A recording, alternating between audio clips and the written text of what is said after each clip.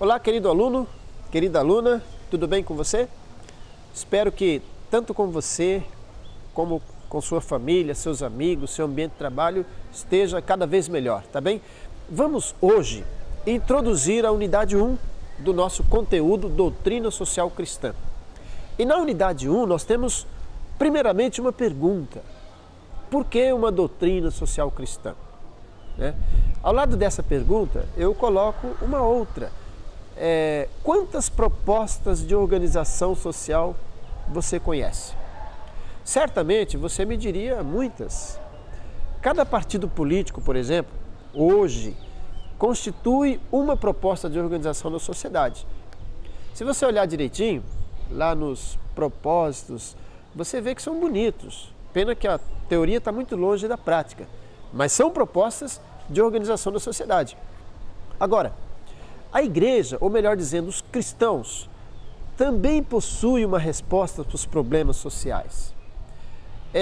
Diante das questões novas que estão aí, diante das questões éticas, questões políticas, questões econômicas, a doutrina social cristã tem as suas orientações. Então, por que isso? Diríamos essencialmente o seguinte: não é justo que o ser humano, a pessoa humana, esteja diante de muitas realidades conflituosas, de muitas situações injustas, de tantas dificuldades, entraves, e o cristão ou a igreja fique falando apenas do reino dos céus, da vida eterna, do paraíso, ignorando tudo isso. Que o bom padre esteja lá no altar falando do amor de Deus, das maravilhas do evangelho, e o fiel que está lá ouvindo está com um filho doente, está passando fome, a barriga está roncando, está sem escola. Então você percebe que não é justo fazer da religião uma alienação. Isso é alienação. Seria fazer com que as pessoas ficassem focadas em outros aspectos, de espiritualidade, e não visse o social. Então tem que ser um conjunto.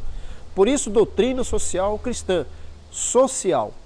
Tá? Então, quando a gente fala o social, é a área humana, é a realidade humana. E de outro modo, podíamos responder assim: por que social cristã? Ora, porque o social está em crise. Se tudo estivesse muito bem, se a realidade familiar estivesse bem, se a realidade do campo e da cidade estivesse bem, se a nossa juventude estivesse vivendo bem, a educação, mas não. Você percebe que essas realidades todas trazem uma grande crise, momentos de dificuldade. Então, nesse momento, a doutrina social cristã quer participar. E aí, existem vários documentos. Para cada área, para cada aspecto desse social, a doutrina social cristã elabora uma reflexão, uma resposta. É claro que, ao lado de dados econômicos, políticos e técnicos e científicos, ela reveste tudo isso de valores. Tá? Então, nós diríamos assim, que a doutrina social cristã existe como suporte ético, como suporte moral para a realidade humana. Tá? Porque não é fácil. Pensa, quantas descobertas científicas existem hoje?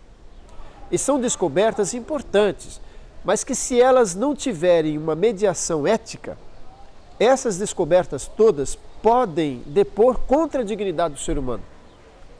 Pode manipular o ser humano, pode controlar o ser humano. Então nós estaríamos reféns de toda uma engrenagem genética, de toda uma realidade científica nova, desprovida de ética. Então nós deveríamos ter medo. Agora, se junto com toda essa evolução, evoluir também a reflexão ética, a reflexão moral, então nós vamos colocar tudo isso sempre a serviço do ser humano. Tá? É nesse ponto, é nesse item que entra a doutrina social cristã. E a doutrina social cristã, é importante que se diga, depois a gente vai aprofundar esse aspecto, ela surgiu com o Papa Leão XIII. Tá? E o documento específico que deu origem, que foi marco inicial da doutrina social cristã, foi a Rerum Novarum. Tá? Essa palavra em latim, que significa coisas novas. Essas ditas coisas novas se referia à Revolução Industrial, que na qualidade de revolução estava realmente trazendo um monte de coisas novas. As máquinas, a produção, sabe? A compra, a venda, tudo isso trouxe para aquela sociedade da época, que era uma sociedade sem muitas transformações, uma ebulição, sabe? E no bojo de toda essa transformação, a gente viu que os valores se perderam. A sociedade virou de ponta cabeça, virou um caos. Então muitos teóricos, pensadores sociais da época, davam suas respostas. O que nós vamos fazer com essa realidade? Olha só o que virou o povo que morava no campo. Veio tudo para a cidade. E olha só esse povo que está na cidade. Não tem onde morar. Estão sendo explorados nas fábricas. Né? Tem muita gente morrendo de fome, epidemias. As cidades não tinham estrutura para acomodar todo mundo. Então, diante de todas essas realidades, o Papa Leão XIII e esse documento chamado Rerum Novarum quis ser uma primeira resposta para a realidade social. Mas antes disso, a igreja se preocupava com o social? Nem tanto. Tinha algumas obras de caridade junto às igrejas, asilos, orfanatos, mas era mais focado na questão da espiritualidade. E acreditava até, a gente vai ver isso muito mais na unidade 2, que Deus tinha criado o mundo de uma determinada forma, onde se concebia a existência do pobre e a existência do rico. Então não tinha muito que lutar pela transformação social. Porém, com a Rerum Novarum, vem a seguinte reflexão: a injustiça social é provocada pelo ser humano. Então nós temos que trabalhar o ser humano. Aí sim começou toda uma ação social. Uma outra questão ali da nossa unidade 1 seria essa: qual que é o fundamento da doutrina social cristã? Responder essa pergunta significa dar consistência ao nosso trabalho, porque algo que carece de fundamento, carece de historicidade, fica desprovido de crédito. Né? De onde que vem isso? Essa origem é séria. Então eu te diria o seguinte: não tem origem mais séria do que a nossa para trabalhar o social. E essa origem seria o próprio Jesus Cristo. Você considera que em algum momento Jesus Cristo não se preocupou com o social? Eu desafio você a encontrar uma página do Evangelho que não tenha uma preocupação com o social. Jesus Cristo não foi aquele pregador da vida eterna, do paraíso, que não olhava para a viúva, para o órfão, para o marginalizado, para o pecador. Ele, muito pelo contrário, ele partia do pobre, do miserável, do sofredor. Ele se tornou um pobre, um marginalizado, sob muitos aspectos. Então, ele queria resgatar o ser humano na sua integridade. O ser humano no seu aspecto físico e no seu aspecto espiritual. Vou te dar um exemplo. Muito conhecido, aliás, no nosso texto bíblico lá, é aquele fato da pecadora que ia ser apedrejada.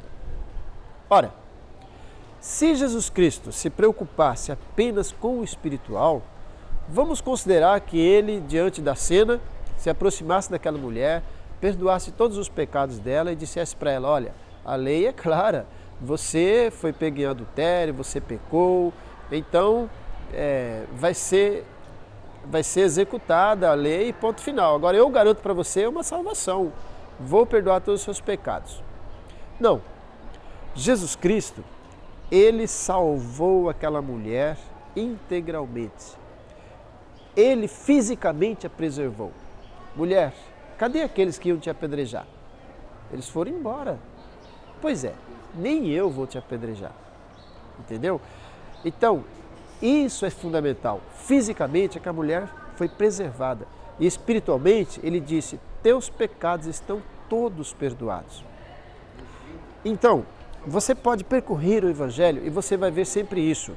Fisicamente, Jesus restaura, devolve a saúde, devolve a vida. Espiritualmente, ele também restaura. Faz com que a pessoa esteja diante de Deus dignificada.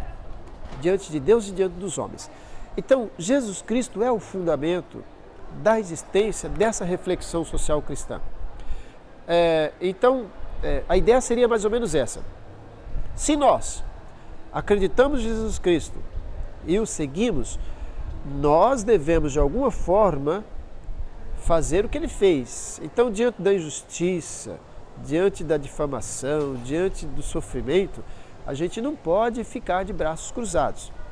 Dizer que somos amigos dele, seguimos a ele, significa vou lutar pela transformação social como ele lutou, como ele fez. Tá? Então, essa é a razão da doutrina social cristã ainda hoje. E qual que é a prioridade? Tá? Resumidamente, nós podemos dizer assim, a prioridade da doutrina social cristã é o ser humano, é a dignidade humana, tá? Em todas as situações, em todas as fases da vida, desde a gestação, desde o embrião. Veja, esses últimos dias aí, teve toda uma questão a respeito do aborto do anencefálico, né? A criança que desde o útero materno já é diagnosticada como alguém que não tem o cérebro. Mas desde este momento a igreja já se preocupou com a questão da dignidade. E também até os últimos instantes, até a morte do ancião, sempre lutando pela dignidade, na juventude, na família, no trabalho, sempre. Tá? Então, se tem uma coisa que não pode ser ignorada, é a dignidade humana. Por quê? Não é algo que se vende, não é algo que se compra, não é nada que alguém dê para ninguém. Basta ser humano para ter dignidade humana. E isso ninguém pode ignorar. Tá? Então, nesse sentido, se luta para que a justiça aconteça, para que a verdade prevaleça. E não é justo, então, que alguém passe fome, que alguém fique sem escola, que alguém fique sem moradia e etc. Todas essas realidades que chocam e que ferem a nossa visão, os nossos olhares e os nossos sentimentos, e que depõem contra a dignidade humana, a gente precisa lutar para que eles sejam transformados. Tá? E a doutrina social cristã na universidade? Por que você vai estudar a doutrina social cristã?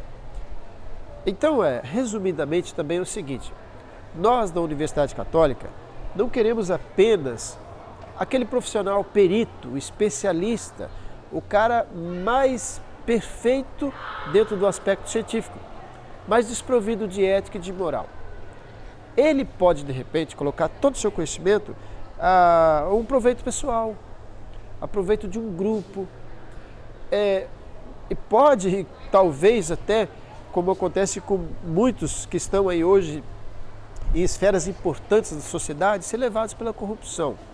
Então a ideia é essa, dentro de você existe muitas convicções do bem, sementes boas, e do lado de lá tem muitas forças que querem oprimir esse lado bom que você tem. Mais ou menos fala assim, deixa de ser bobo, rapaz, você vai ajudar para quê? A sociedade é competitiva, procure ser o primeiro, por que você vai perder seu tempo com fulano, com Beltrano? Então, nesse sentido, a gente quer dizer o seguinte, lute pelos outros, coloque o seu conhecimento, os seus valores pelos outros. É isso que vai fazer com que você realmente se sinta bem, se sinta feliz. Então, a doutrina social cristã, para você, concretamente, significa isso. Acredite nos bons valores que você tem, acredite na força do bem que existe em cada um de nós, não deixe jamais que as forças do mercado, por exemplo, oprimam tudo isso, né, e sejam mais fortes do que a verdade, ok? Valeu, um grande abraço, fique com Deus, conte sempre com a gente.